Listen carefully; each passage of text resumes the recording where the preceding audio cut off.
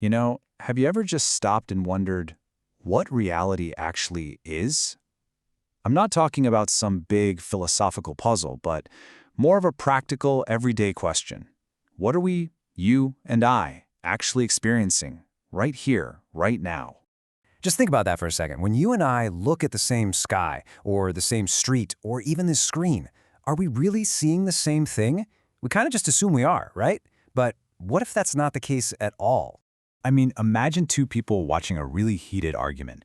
One person might see a passionate, necessary defense of a core belief. The other, they might see a totally uncalled-for aggressive attack. The event itself, the raw data, is exactly the same. But the realities they experience?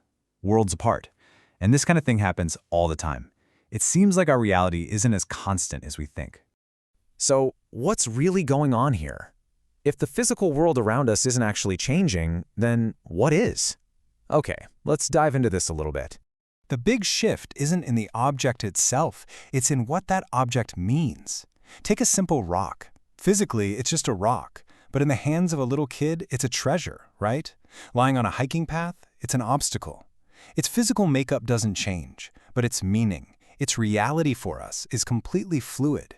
It all depends on the context, our relationship to it, and the very moment we encounter it. And this leads us to a pretty fundamental shift in how we think about this. It seems we don't just passively absorb reality through our senses. It's more like we're actively building it. And the name for that building process? That's observation. Just let that one sink in for a moment. We're not looking directly at the world. We tend to think of our eyes as windows, just letting the outside world in. But what if they're more like projectors? We aren't seeing the world as it is. We're seeing the result of our own observation.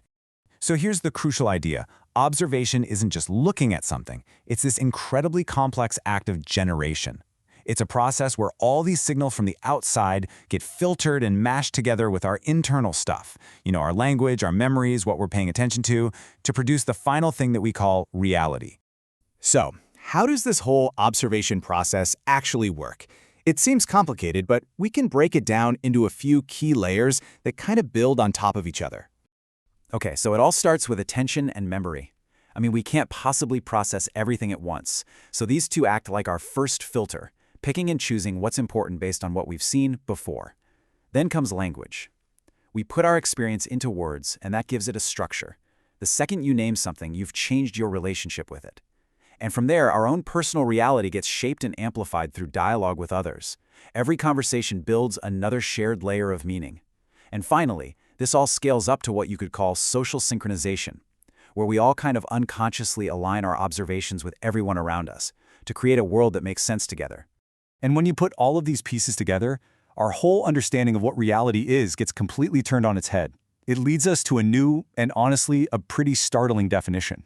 We're all basically taught to believe that reality is this solid, objective thing that just exists out there, completely separate from us, like we're just actors on a pre-built stage. But if this framework is right, reality isn't the stage, it's the play itself. It is the final output, the end result of this constant, active process of observation. It doesn't exist before we observe it. It literally comes into being through our observation. What's really powerful about this whole idea is how it scales. This doesn't just apply to you and me as individuals, it applies to entire societies, even civilizations. So, on the individual level, each of us is generating our own unique personal reality. But of course, we don't live in a bubble. Through all our social interactions and shared language, our individual observations start to sync up.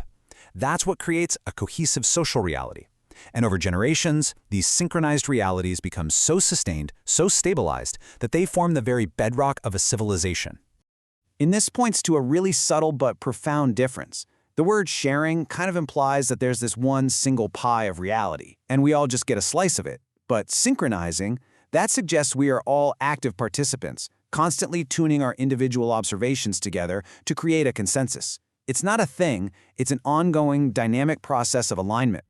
Which brings us to a final and very quiet question. If reality only emerges when we observe it, what can we really say about all the things we aren't observing? Do they exist in the same way, or do they just exist as a kind of potential, waiting for an observer to bring them into being?